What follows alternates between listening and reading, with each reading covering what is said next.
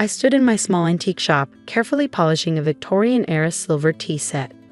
Through the window, I could see the expensive cars rolling up to Morton's Steakhouse across the street, sleek BMWs and Mercedes that probably cost more than my entire inventory. My brother Marcus would be in one of those cars, arriving for our monthly family dinner in his usual style. The silver tea set gleamed under the soft lights, its intricate engravings telling stories of a bygone era. Most people would see it as just another old piece of kitchenware, worth maybe a few $100s. But I knew better. This particular set had once belonged to a British duchess, and its true value was closer to $50,000. That was my secret, knowing the true value of things, and more importantly, knowing when to keep that knowledge to myself. I'm Emily Harrison, though in certain exclusive circles, I'm known as E. Cross, one of the most influential private collectors and antiquities dealers in the country. But to my family, I'm just their disappointing youngest daughter who runs a quaint little junk shop in downtown Boston. The bell above the door chimed as my assistant Kate walked in. "The Henderson estate papers just came through," she said, holding up a thick envelope. "You were right about the provenance." I smiled, thinking of the collection I'd acquired last week for a fraction of its true worth. And the transfer. Complete. The shell company now owns 51% of Harrison Global's shares. Your brother has no idea. I nodded, checking my watch. Time to close up and head to dinner. Make sure everything's ready for tomorrow's board meeting. I want all the documentation in order when Marcus realizes who really owns his company. As I locked up the shop, I thought about how it all started. 10 years ago, I was fresh out of college with an art history degree and a passion for antiques. My family had other plans. Marcus, the golden child with his MBA, was taking over the family company. My parents wanted me to join him there, working under his supervision in some meaningless administrative role. Instead, I used my small inheritance from Grandma, a mere $100,000 compared to the millions Marcus received, to open my antique shop. My family was horrified. "A shop?" my mother had exclaimed. "Like a common retailer?" But Grandma had known what she was doing. She taught me everything about antiques, about recognizing value where others saw only age. More importantly, she taught me about patience. The best revenge, she used to say, is the one no one sees coming. Now walking into Morton's in my simple dress, vintage Chanel, though my family would never recognize that, I prepared myself for another evening of thinly veiled condescension. They were already seated at our usual table, Marcus in his custom suit, his wife Diana dripping in new money jewelry, my parents beaming with pride at their successful son. My sister-in-law's latest diamond bracelet probably cost more than what they thought I made in a year. "Emily, darling," my mother air-kissed my cheek. "We were just discussing Marcus's latest acquisition. Harrison Global is expanding again." I slid into my seat, accepting the house wine while they all had expensive champagne. "Oh, do tell." Marcus puffed up like a peacock. "We're acquiring Sterling Industries. It's a huge deal, will put us in the Fortune 500. Of course, he smirked in my direction. "I wouldn't expect you to understand the complexities of corporate mergers. How's the little shop doing?" If he only knew that I'd been orchestrating his company's moves for months through a complex web of shell companies and private equity firms. That Sterling Industries acquisition, I'd arranged it, knowing it would stretch Harrison Global's resources to the breaking point. "Oh, you know," I shrugged, still selling old things to people who appreciate them. Deanna laughed, the sound like tinkling glass. "It must be so quaint. I passed by your shop the other day. It looked rather empty." Of course it looked empty. My real inventory, worth millions, was stored in a secure warehouse outside the city. The shop was just a front, a careful cultivation of the image my family had of me. "Business is steady," I said mildly, taking a sip of wine. "Steady?" Marcus scoffed. "Emily, you need to think bigger." In fact, he leaned forward, adopting what I called his businessman voice. "I've been thinking.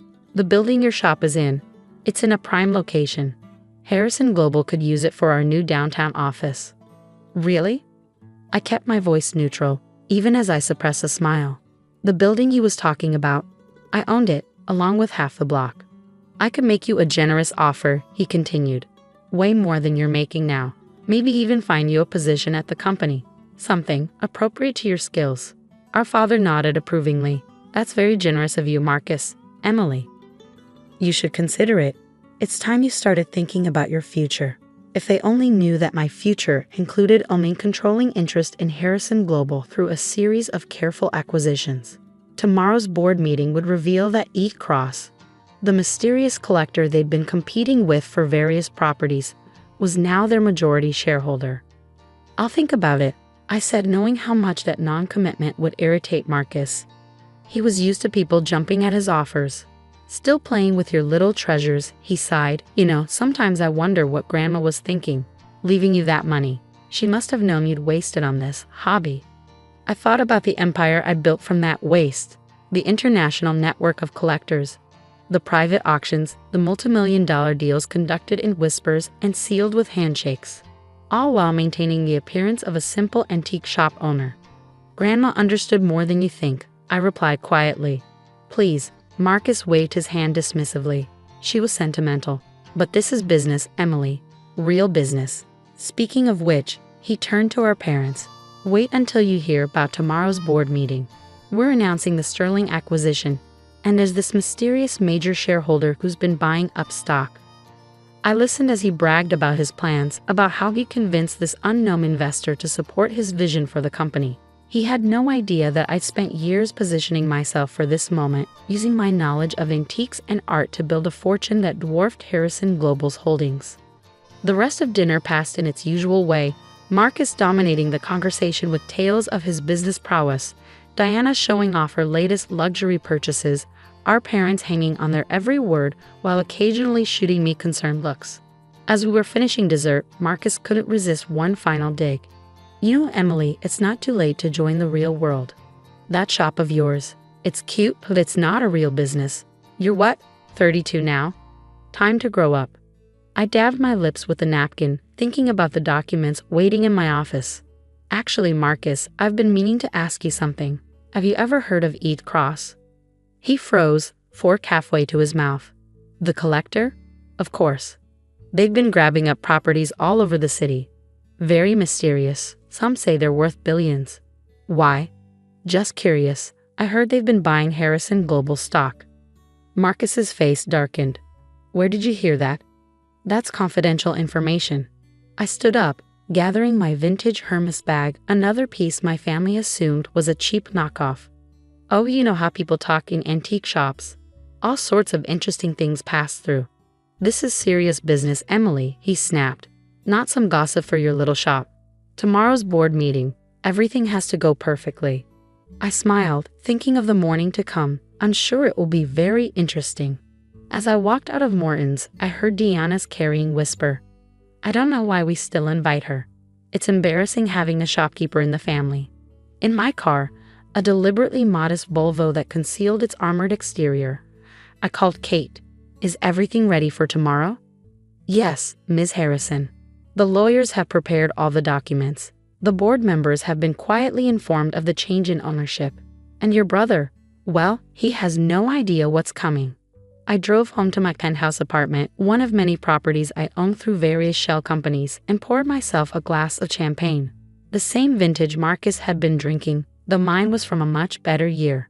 Tomorrow, everything would change.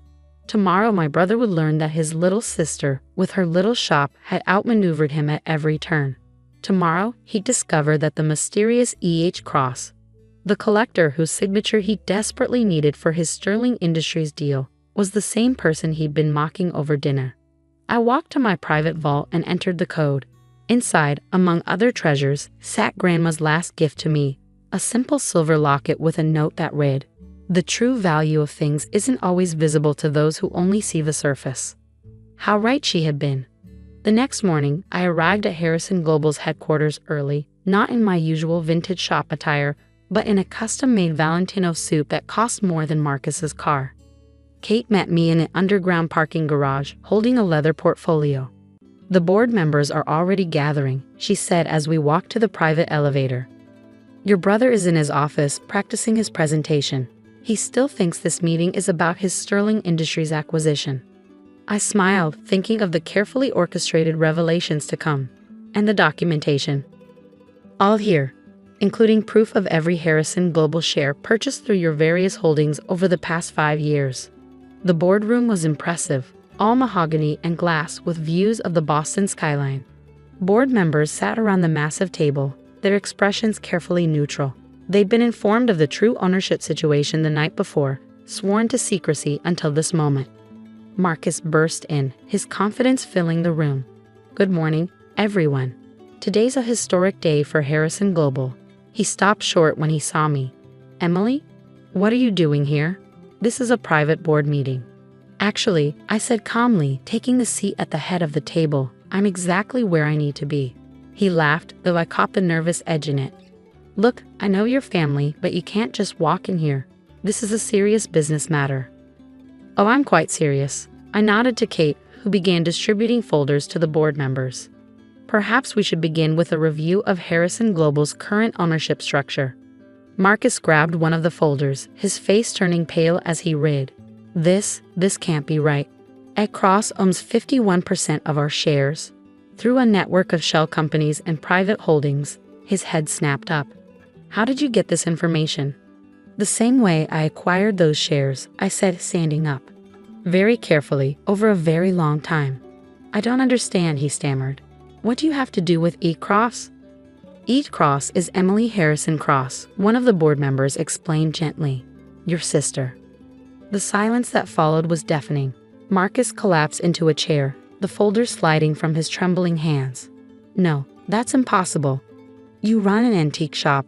You're not, you can't be the mysterious collector who's been buying up prime real estate across the city, the private investor whose signature you need for the Sterling Industries deal, the majority shareholder of Harrison Global." I smiled. "I'm all of those things, Marcus." "But how? Remember Grandma's inheritance? The one you said I wasted on my little hobby? Turns out knowing the true value of things, whether they're antiques or companies, is quite profitable." The door burst open again as our parents rushed in, clearly summoned by Marcus's desperate texts. "What's going on?" our father demanded. "Marcus says something about Emily and H. Cross. Your daughter," the board chairman announced, "has just been confirmed as the majority shareholder of Harrison Global. All votes involving the Sterling Industries acquisition will require her approval." My mother sank into the nearest chair. "Emily? Our Emily?" I opened my laptop, projecting my company's true holdings onto the wall screen. My little antique shop was just the public face of a much larger operation. While you were all busy mocking my career choice, I built an international investment empire. Harrison Global is just my latest acquisition. Marcus found his voice, anger replacing shock. "You deceived us. All those family dinners, playing the part of the struggling shopkeeper. Like you played the part of the caring brother?" I countered, making jokes about my career, offering to save me from my choices, never once considering that I might be capable of more than you assumed. "We were trying to help you," my father protested. "No, you were trying to force me into a box that fit your expectations. But Grandma saw something different in me. She taught me that true value isn't always obvious in antiques or in people." I turned to Marcus. "The Sterling Industries deal, it's a good acquisition, but your terms are wrong. You're overpaying by about 30%, and the leadership structure you've proposed is unsustainable." He stared at me, years of certainty crumbling. "You've been watching us this whole time, planning this." I learned patience from my antiques. Some pieces need time to reveal their true worth. I sat back down at the head of the table. "Now shall we discuss the real future of Harrison Global?" The next few hours were a blur of presentations, negotiations, and restructuring plans. I laid out my vision for the company, one that combined Marcus's market knowledge with my broader investment expertise. By the end, even he had to admit my strategy was sound. As the board members filed out, my parents lingered. My mother's eyes were wet with tears, of shame or pride, I wasn't sure. "Why didn't you tell us?" she asked softly. "Would you have believed me, or would you have tried to take control, just like you did with every other aspect of my life?" My father stepped forward. "We thought we knew what was best for you." "No," I corrected him. "You thought you knew who I was. You never bothered to look deeper." Kate appeared at the door. "Ms. Cross? The Sterling Industries CEO is on the line." Marcus started. "You're taking my deal?" "No," I smiled. "I'm offering you the chance to work with me on a better one. As equals. If you can handle having your little sister as your boss." He laughed, a genuine sound I hadn't heard in years. I'm starting to think there was never anything little about you, Emily. Over the next few months, Harrison Global transformed. Marcus and I developed a surprising working relationship, his aggressive market strategies balanced by my more measured long-term approach. Our parents had to adjust to a new family dynamic, one where their daughter wasn't just the quirky antique dealer but a powerful business leader. My shop? I kept it open. It remained my sanctuary, a place where I could still hunt for hidden treasures and remember where it all began. Sometimes I'd catch Marcus stopping by during lunch, finally taking the time to really look at the pieces I collected, asking questions about their history and value. One evening, as I was closing up, he arrived with a familiar silver tea set in his hands. "Found this in the attic," he said. "Thought you might want to look at it. Probably just old junk, but..." I smiled, recognizing Grandma's favorite piece. "Actually, brother dear, let me tell you about the true value of things. Because sometimes the most valuable lessons come from learning to look past the surface, to see the worth in what others dismiss. My antique shop had taught me that. And now, finally, it had taught my family too." As I locked up that night, I touched Grandma's locket, still hanging around my neck. "You were right," I whispered. "The best revenge isn't just success. It's success on your own terms. And sometimes, if you're patient enough, it comes with the added bonus of teaching those who doubted you the true meaning of value."